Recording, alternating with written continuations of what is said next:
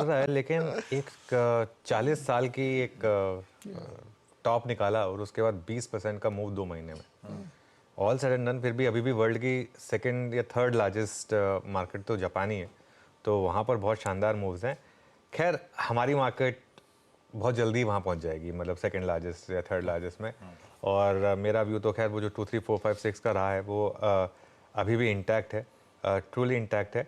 और एक चीज़ जो हुई फ्राइडे को, मैं सैटरडे के सेशन को ज़्यादा इंपॉर्टेंस दूंगा नहीं क्योंकि वो मतलब सिर्फ नाम का सेशन था, लेकिन जो फ्राइडे का सेशन था ना, उसने एक जो मुझे चाहिए था एग्जैक्टली वही किया।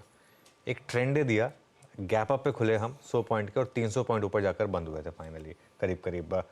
उसने क्या किया, उसने आपको एक बहुत सिंपल लेवल दे दिया वॉच आउट करने के लिए। वो लेवल क्या है जो पिछली सीरीज़ में हमारा कभी नहीं टूटा था, 21,429 का। इस सीरीज़ में वो लेवल बढ़कर आ गया 22,047 का।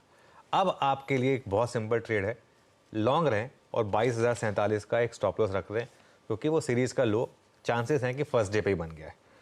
और इससे होगा क्या, आपका रिस्क है कितना यहाँ से 300 पॉइंट का, अगर आज के लेवल से कंपेयर करें इस लेवल को तो 300 पॉइंट का रिस्क है, और रिवॉर्ड कितना है 1200 पॉइंट का।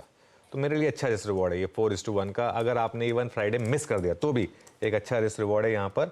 हो सकता है मार्केट 1-2 दिन थोड़ा तंग करे, ये पॉसिबल है कि फ्राइडे की तेज़ी के बाद एकदम से ना भागे, 2-3 दिन के कंसोलिडेशन के बाद भागे, लेकिन भागना है मार्केट को। और वो जो हमने बात की थी कि मार्च सीरीज में एक 1 वे तेज़ी होगी, ऑब्वियसली हर कुछ स्टॉप लॉस के साथ होता है, तो वो स्टॉप लॉस आपका 22,047 पर। अच्छा, इसमें एक और चीज़ जोड़ देता हूँ मैं, निफ्टी की जो करंट तेज़ी वो कहाँ से शुरू हुई। पिछली वीकली एक्सपायरी का लो था 21,860, 21,860 से वो तेज़ी शुरू हुई। नॉर्मली आप पिछले एक साल का ट्रेंड उठा के देख लीजिए, मार्केट में करेक्शन या कंसोलिडेशन खत्म होने के बाद जब एक्सपेंशन आता है तो 1500 से 1600 पॉइंट चलता है एक्सपेंशन। एक बार में मार्केट का एक्सपेंशन 1500 से 1600 पॉइंट के करीब नॉर्मली चलता है, ठीक है ना।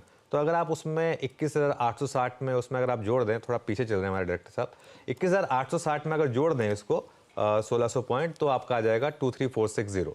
तो वो हमारा जो 23456 है वो लेवल आ जाएगा। तो ये एक और फॉर्मूला जिसमें ऐड हो रहा है 23456 का, तो उसके आसपास।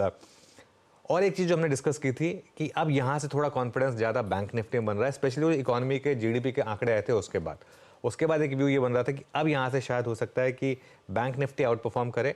और ऐसा नहीं है कि निफ्टी आईटी गिरेगा, निफ्टी आईटी भी चलना चाहिए। तो अगर दोनों का कॉम्बिनेशन मिल जाए हमको, bank Nifty plus Nifty IT, तो बहुत शानदार रहेगा। और बैंक निफ्टी की तेज़ी को मुझे लग रहा है 2 स्टॉक्स जो लीड करेंगे वो हैं आईसीआईसीआई बैंक और स्टेट बैंक ऑफ इंडिया। दोनों बैंक निफ्टी की प्रीवियस तेजी के लीडर्स थे, अगर आपको याद हो। दोनों में एक लंबा कंसोलिडेशन हमने देखा जिसमें काफ़ी अच्छे नंबर्स के बाद भी स्टॉक चले नहीं थे। अब दोनों स्टॉक्स में एक ब्रेकआउट दिख रहा है, खासतौर से एसबीआई में तो बड़ा ब्रेकआउट दिख रहा है पिछले 1 महीने में, तो इसको लीड करेंगे। तो लॉन्ग रहें, और अगर आपने मिस कर दिया तो हर डिप में ऐड करें, और एक स्टॉप लॉस रखें 22,047 का। सिंपल। बढ़िया।